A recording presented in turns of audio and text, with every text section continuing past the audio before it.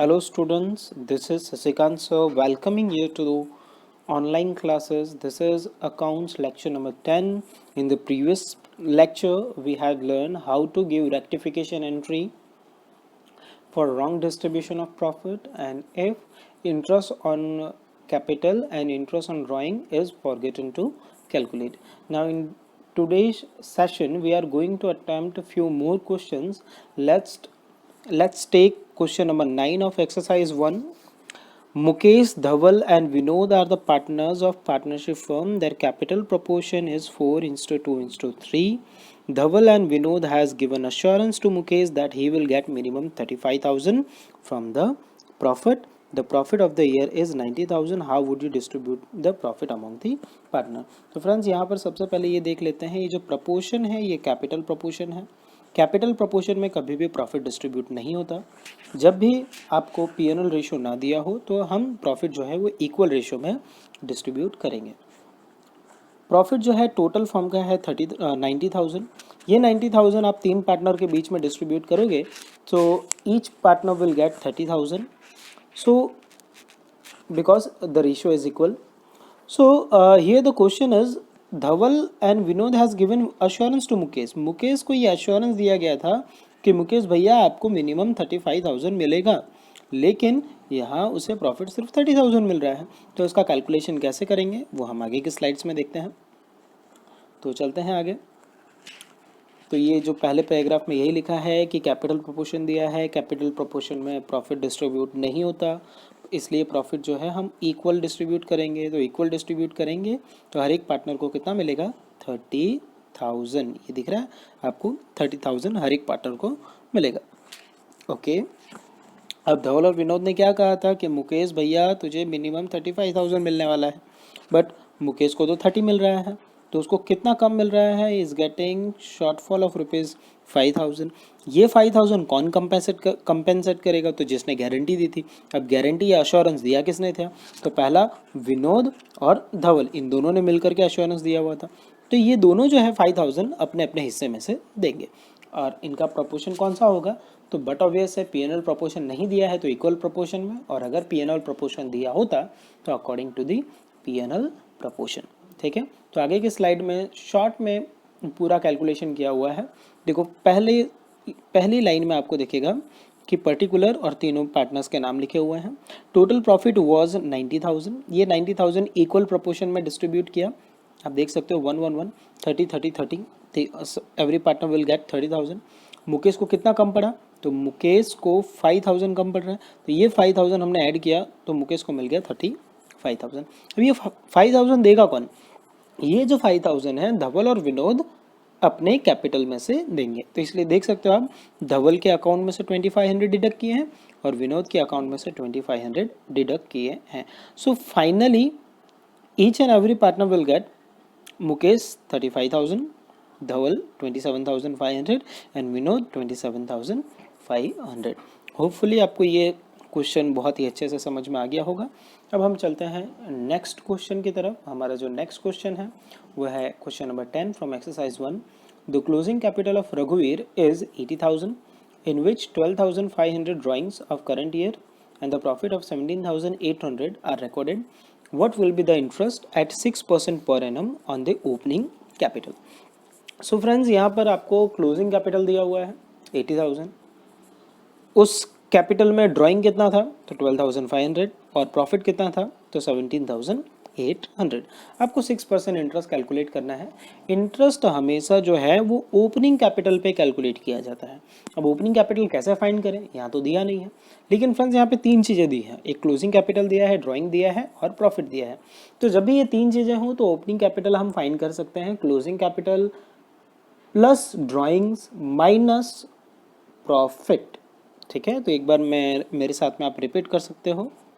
क्या? Opening balance is equal closing balance plus drawings minus profit. अभी आप calculation बहुत ही इजीली समझ जाओगे. ये देखो क्लोजिंग कैपिटल कितना लिखा हुआ है 80,000 जो कि क्वेश्चन में दिया हुआ था. ड्राइंग्स 12,500 ये मैंने ऐड किया, ये भी क्वेश्चन में दिया हुआ था. और प्रॉफिट जो है 17,800 ये भी क्वेश्चन में दिया हुआ था। तो कैलकुलेटर से प्लस या माइनस करने के बाद आपको टोटल फाइनल आंसर जो मिल रहा है वो है 74,700। इस पर आपको इंटरेस्ट कैलकुलेट करना है 6%। तो आप 6% अगर इंटरेस्ट कैलकुलेट करोगे तो वो आएगा 74,700 into 6%, answer 4,482 rupees. So friends, मेरे ख्याल से ये क्वेश्चन भी आपको एकदम अच्छे से क्लियर हो गया होगा। तो हम नेक्स्ट क्वेश्चन की तरफ मुड़ते हैं। हमारा जो नेक्स्ट क्वेश्चन है वो है question number 11 from exercise 1। A, B, C are the partners sharing profit and loss in the equal proportion that total capital is of rupees 4,50,000। तो यहाँ पर जो कैपिटल है वो टोटल कैपिटल है। आगे रीड करते हैं। The proportion of capital is 1:3:2। proportion क्या है उनका? 1:3:2।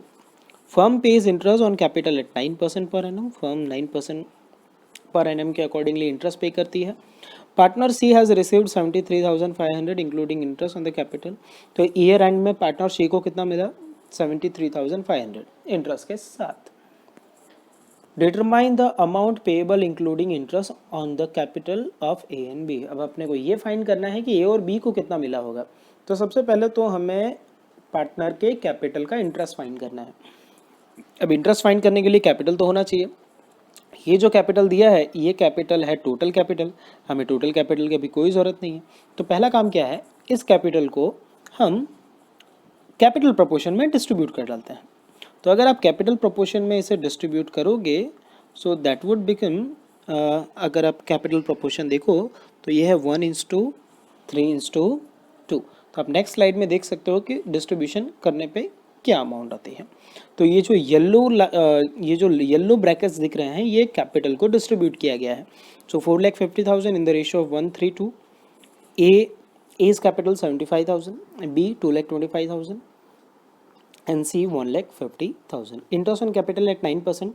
तो 75,000 इंटू 9%, 6,750।